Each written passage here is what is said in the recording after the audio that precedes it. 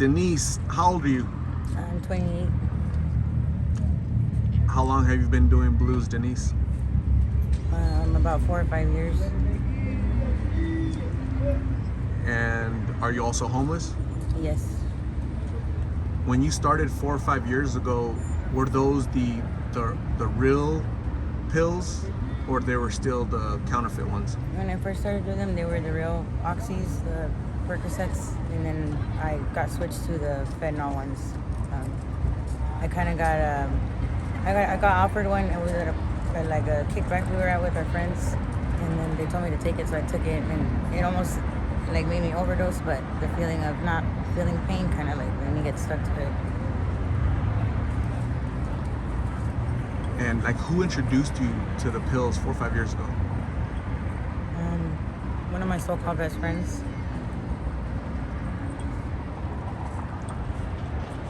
And now looking back, is that something that friends should do to each other? Is offer them poison like this? No, because I see everybody out here in the streets and they're like zombies.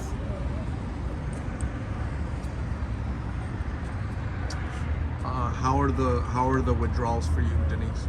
Horrible. Feels like your body's in pain, your bones are breaking. Like, the first thing I want to do when I get up is, smoke a blue or get high or whatever. It's not even to get high anymore. It's just so that I don't feel the withdrawals of it. I've heard a lot of people say that. Just like you said it. I don't use the pills, I don't smoke blues anymore to get high, to get numb like I used to in the beginning. Now I use them. I have to use them so I don't get sick. Yeah. Is that true? Yeah, because after you get immune to them for so long, it's only about 4 to 6 hours that this stays in your system before you start feeling sick again. And then it's first it's your body aching, then it's you can't stand still, and then you get cold sweats, and then afterwards it's the anxiety feeling where you just want to like rock yourself back and forth because you can't stay still. So you constantly need them on a regular basis. Yeah, it's like the longer I'm in the streets, the longer I am just chasing the high all day. How many pills do you need per day? To be honest with you, when I first started doing them, at some point I was doing almost about 20 a day, and now I think of me only doing about 10 or so is a little bit, but like on a lucky day I do like about 10, and on a day when it's slow like today, it's maybe like 3 or 4. And why do you say it's slow? Like, what is it? Because there's nobody really out here. Or like in the mornings, I could tell when it's going to be a busy day because around 5 or 6 in the morning when the sun comes up, all the workers that are here, when it like doubles up or it picks up the amount of workers that are here, and it's fast, then I know it's going to be a busy day. And when the workers start, getting ready to go to work, like Sundays, when there's hardly anybody over here, and or hardly anybody in the corners where they normally panhandle. If even the people that panhandle aren't there, I know that the day's gonna be like too slow. There's not really gonna be much money out here, or people go to different areas because there's not enough people out here to, make that money, or they fight for the spot. Do you have kids, Denise? I do. I have 3 kids. I have a 10-year-old. Her name is Miliana. She's like about my shoulder height. She's getting really big. And then I have 4-year-olds. And then I have a 1-year-old. When was the last time you saw your kids? They got taken from me from CPS.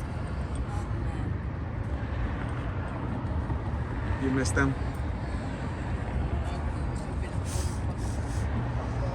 So Denise, on one side, you love your kids, obviously you miss them, but on the other side, the addiction to these pills is also immense. Would that be accurate? It's disappointing. You're disappointed in yourself? I can't even look at myself in the mirror for too long, to be honest with you, because I don't see myself anymore like I used to. I can't even say that I'm happy when I do look happy, like some people say when they see me smile, because it's not a real smile. I'm not happy. I just want to be back to normal, and I can't. I feel like I can't do it because I'm stuck. I can't like push myself hard enough because everybody out here that I hang out with is either at the same level as me or lower. What do you think it's gonna take, Denise, for you to get better, get well, get treatment, and just get off of here permanently and really return to your kids, go fight for your kids, have them back with you? What do you think it's gonna take? I haven't had one visitation with my kids, but I know that how attached they were. Maybe if I hear my son's voice, I just know that it's gonna be a wrap, because I can't, like, the 4-year-old is really attached to me. I didn't get to hold the 1-year-old, but I know that once I see him, it's gonna be like, it's gonna make me want to go home, and I think that's why I haven't pushed myself enough to go home yet, because I'm not officially actually ready to stop. Because I don't like feeling the come downs, or the, I don't like going through it. So you said that you never got to hold your youngest baby. So in the hospital when you had your baby, the state took the baby like immediately? Yeah. So somebody from the state, CPS, was in the hospital and took possession of the baby right away? Yeah, because I was doing the pills when I was pregnant from him.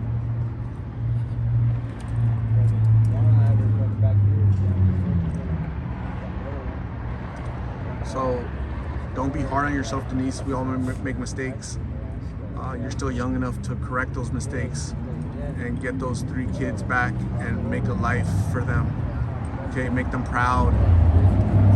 Don't be too hard on yourself. You obviously love your kids, but you're stuck. This is temporary though. It's not permanent, it's not forever. My only worry for you is your safety out here. It's dangerous out here, right? Yeah. Countless girls have told me, yeah, I was kidnapped, I was assaulted, I was this, I was that. I wouldn't want that for you. Your kids, they wouldn't want that for you. It's so dangerous out here. Girls go missing, right, every day. Yeah, and around here you have to kind of walk around with either a knife in your pocket or, something for protection, because you can't be out here alone. And I saw you limping earlier. What's wrong with your leg? I have an injury on my leg.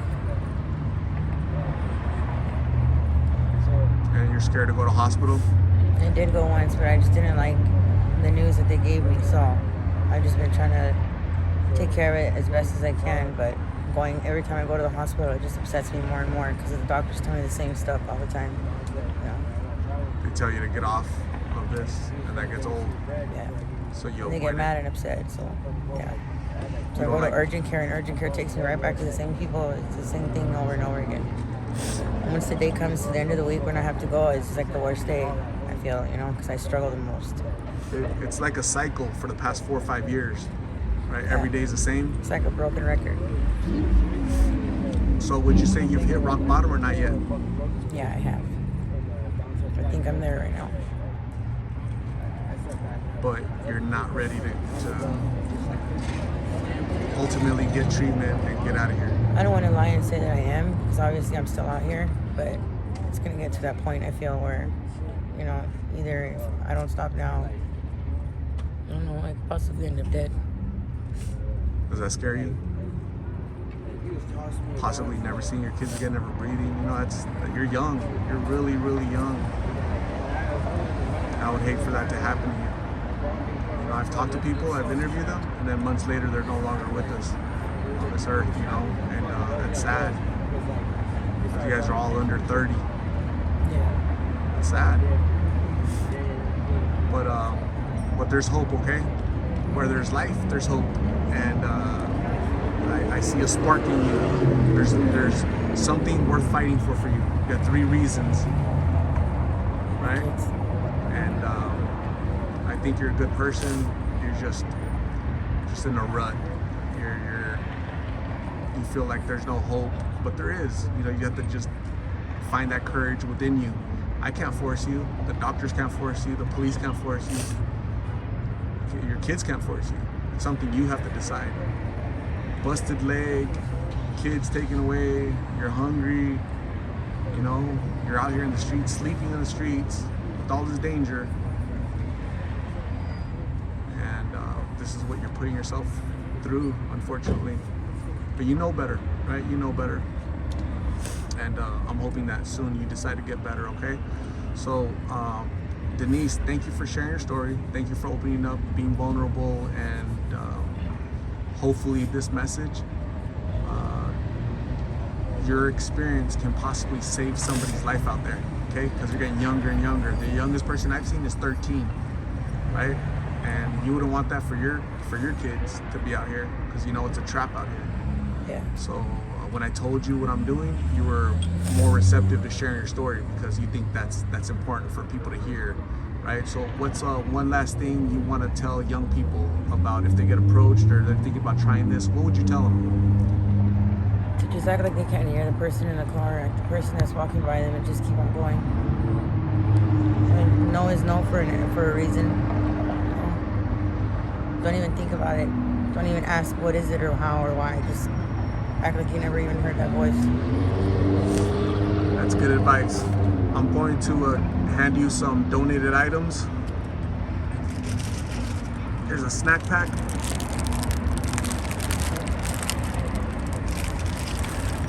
Here's some wipies. Thank you. And lunch was also donated, or dinner's donated. Okay, so I'll go get you some dinner. And I want to say thank you very much for talking, Denise. Please take care of yourself. Hopefully next time I see you, you're doing a lot better, okay? I'm gonna give you my contact information in case you want to go to treatment. I'll pick you up and I'll take you right away, okay? Okay. Thank you, Denise. Thank you.